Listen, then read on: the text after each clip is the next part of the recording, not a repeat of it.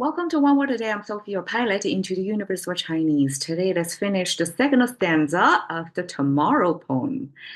So, the conclusion now part of the poem is 我生待明日. So, if my whole life I've been waiting for tomorrow for things to happen, 万事成蹉跎. 万事, 10,000. So, Chinese have this unit of number that's not like in English, we have thousand, we have million, which is three zeros at a time, right? But Chinese actually have four zeros at the unit. So one is this character, and that to an ancient lifestyle, it almost means unbounded, like unlimited number of things. That means everything, basically. All things are going to become 成蹉跎. We're going to falter, we're going to stumble because we have been waiting. We're not set ourselves up for success. We're not taking actions. Waiting is not a solution here. So you can imagine why this poem, even if it doesn't rhyme correctly, right? Okay,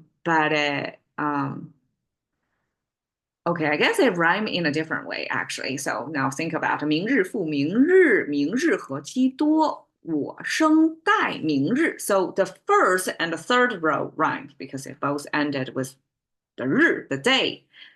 And then 明日何其多, this multiple. 多 and this 妥 they rhyme. So I guess they're different. There's one sort of odd number and even number of the lines, the end character rhymes. Okay, so this poem was selected into grade school poem education for its purpose of letting the young students who have basically majority of life ahead of them still to treasure the time on their hand, especially at a young age when it seems tomorrow after tomorrow, the days are so long and it's endless. You're going to have your whole life ahead of you. It feels like you're really time rich at that point, right? But then this points out the fallacy of that thinking. It's a biased thinking, I guess, that if you keep waiting for it to everything to be ready and waiting for tomorrow for things to happen for you, then 蹉跎 is the end result you're going to get because you're not committed to anything. So whatever you do, it's going to stumble and falter at it. Okay. 我生我 in Chinese is self-referral that's made of this warrior image because it's two weaponries connected. One hand hold one, the other hand hold another weaponry. And I don't exactly know what weaponry that is, but you see many, many pointy edges from that thing. So the sharp edges made in peaceful times, good farming tool, in war times, good weaponry. So double-handed weapon armed warrior image is the self-referral because that's speaking from the perspective of the ruler, right? For the ruler, whoever can fight for the tribe, especially with another tribe, right? When in time of war, I guess in ancient times it's more frequent than today. Then that's essential for the survival of the nation, and that's the head count that's going to be counted, which is the number of warriors under your rule. Instead of the food producers, food consumers, like those are the running of the economy, but your military force is really what matters to the survival. Okay, so that's one way Chinese use 我, and 我 can both be I, me, mine, right? English differentiate the different grammatical functions of this concept of self-referral, but in Chinese, we don't care. We just pair it with anything. And based on the pairing, based on the context, you can see it's I, me, or mine. In this case, we have 我生, the 生 life go after this concept of I. We cannot say I life. It got to be logically connected as my life. Okay. Life is made of this growing thing. The root is below the ground, and the second horizontal line is to show the surroundings of that root. And that means this life is still growing, it's still rooted under the ground. So that's Chinese use a plant to show the bio life form extended to animal, to humans as well. So then we have 我生 my life. If I in my life keep waiting, right? That's waiting in Chinese actually means you treat something. And it's, I guess, multitasked to be waiting as well. The waiting probably came from the timing of things. Okay, you see similar structure here, right? This trident-looking thing sitting on top of a piece of land or ground, right? That means you're planting. And then the three-finger hand symbol, which is your first person hand reaching through the screen from bottom right. And then there is a pointer to show 1 inch down. This is ancient pulse reading thing, and it's kind of a universal medical practice back then. And people use that to mean measured doing something. And you measured planting the plant. That means you know what you're doing, you have to do it in a measured way. And then the left side is walking symbol. So walking symbol normally means you take action. It doesn't mean just walking, right? Of course, you're trying to be productive. You're doing something. You're on way of doing something. So that's taking action. So taking action in a measured way, even if it starts as a planting, because that's, I guess, most commonly shared and universally understood, because ancient society, majority of the population is farmer population, and planting things is the, most people understand. So wait is made of this walking according to its time, so that, or according to its measure, especially in planting and farming activity. Timing is critical, right? You want to plant the seed at the right time, or harvest at the right time. So all that timing, timed walking, then become this wait concept. Means probably before you take action, you have to pause and wait for the time to come before you take action. So that's that. Okay, 明日, we talked about lots of those yesterday. This is the 日 symbol, the sun, sphere, horizontal line is energy, energetic ball is Chinese sun symbol. Chinese use the sun to mean the day. Just like English, day actually means something related to the sun as well.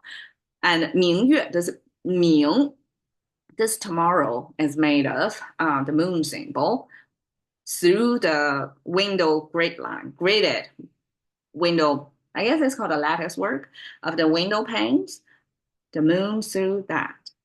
A could mean bright in one sense, but can mean overnight.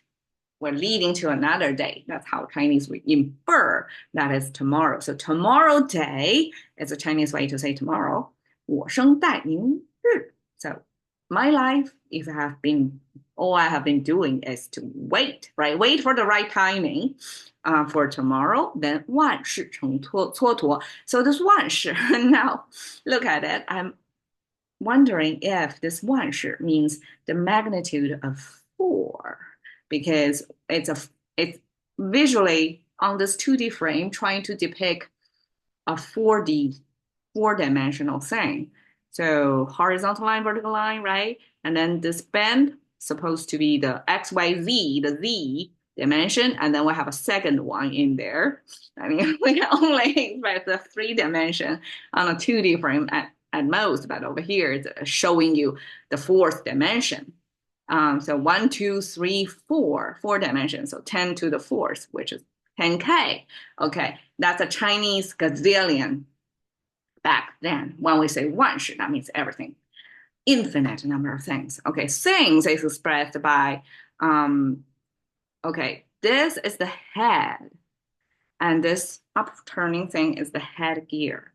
The headgear, and this is the torso, and also transformed into the pan, holding by this 3-finger hand. So somebody is holding a writing tool, but it's somebody in this headgear. So ancient ruling class or the bureaucratic apparatus back then have special headgear. That's how you differentiate them from average people. And this official, basically, right? Official three finger hand symbol means handling or giving you instruction or give you like supposed to be you're getting a license to do business or something, right? You need permission from the government. So this bureaucratic person give you handwriting something. So this dealing with the government, this PR thing then becomes things representation. So you can understand probably things that's within your control, like you're tending to your own crops, that's within your control. That's not regarded as a thing back then. Only when you have to deal with uncertainty, such as dealing with the government, then it becomes a thing. Okay, so that's a Chinese things. 10,000 things simply means everything. 成 becomes made of the same weaponry that's made of the 我 character, right? So right hand, you're holding this weapon, and here is the spear. You have the spear, another weapon, and then you have one horizontal line with one vertical line. So that's top left corner of something. So it's kind of high ground. You can also view it as weaponry stand. So picture the Chinese martial art studio. They may have variety of weapons used back then, right? Spear and all that. And they stand one after another on a rack, right? So this could be a rack of something. So it's almost like a toolbox, weapon toolbox. And Chinese use that to express the concept of succeed. You make something happen by having your full set of tools in there. So this relates to Chinese belief that to accomplish something, you need to have the right tools. You need to have actually the whole full set of tools ready. And then that's kind of the precondition, prerequisite for you to make something happen when you have the right tool set. Okay, that's 成. 蹉跎, as you can see, both of them have the left side of the right foot symbol, which is big toe, pinky toes, rest of the toes. This cactus looking thing is actually Chinese abstraction of three toe foot symbol, just like a three finger hand symbol. We don't draw out all each fingers. We just the edge finger and the remaining of the fingers, okay? And the toe, same way. And then this is the sole of the toe, the foot. So have a three toe foot symbol together with the kneecap. So that means you have in this frame, you're not only looking at the foot, you're looking at the kneecap. With the kneecap, that means you're ready to go. If you choose, you can move your toe, a foot, have this not shuffling, like moving your foot below your kneecap, kind of imitating the mechanism of walking, like you're ready to go. But whether you're going to go depends on, what's going to happen, like the condition for you to go or not. Okay, so this is kind of, I would say, ambiguous state of stance. So by the foot symbol itself, it's standing there, not moving. Stop. That means stop. And when we add the foot symbol with three strokes, that's like giving a visual sign to show the footsteps through space. That means you're walking. So one is stop, one is walking. And then with the kneecap here is somewhere in between the middle ground. You have the option to stand or the option to move. It's up to condition. Okay. Then the right side is cha, means it's not equal. It's not as good or something like that. It's made of left hand, three finger hand symbol. Okay. Over here, eventually I realized, okay, for Chinese to show a hand symbol, most times it's just single right hand. probably because most Chinese are right-handed. Left hand was a rarity.